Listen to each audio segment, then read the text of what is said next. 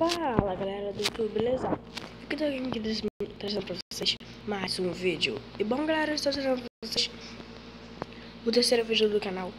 E ó, isso galera, tô aqui ó, no Minecraft Survival. E galera, acho que vou ter que criar outro mundo, né? Porque tipo, esse mundo aqui não tem muita árvore.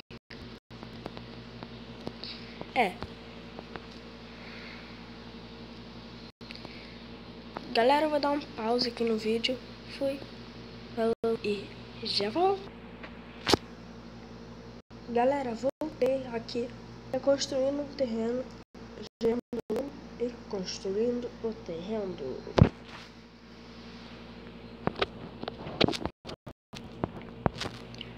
Ó galera, ó, eu botei esse de 999, que é melhor pra gente sobreviver, né galera? Então aí ó, tá aí, vamos direto no ferreirão. Eu tinha até me esquecido o que tinha nesse de 999, por isso que eu botei mais pra me lembrar de novo.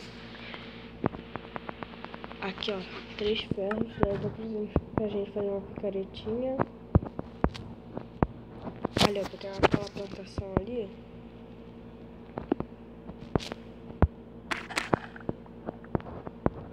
Pega. Pega.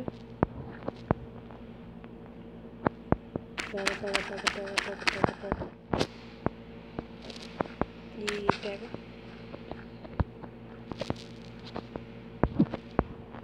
Galera, eu não tô nem aí se tá lagando. Lagando não, se não tão pronto ou não.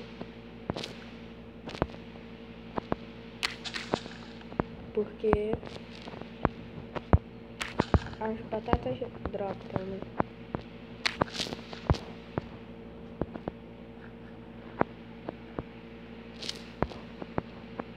Vem ali pegar mais aquela plantação. Galera, eu não sei se eu vou morar aqui, porque eu não gosto muito de vila, muito ruim. Spawna muito mob perto.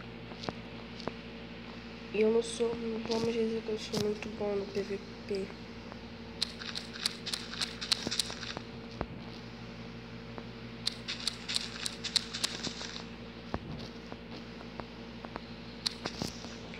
Galera, eu tô um pouquinho quieto só porque... galera, eu vou morar aqui mesmo. Vou morar aqui mesmo, ó. Vou morar nessa casinha aqui. Então, galera, isso foi...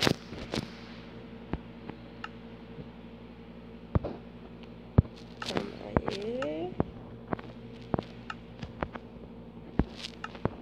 Então, galera, esse foi o vídeo de hoje. Fui, falou e tchau!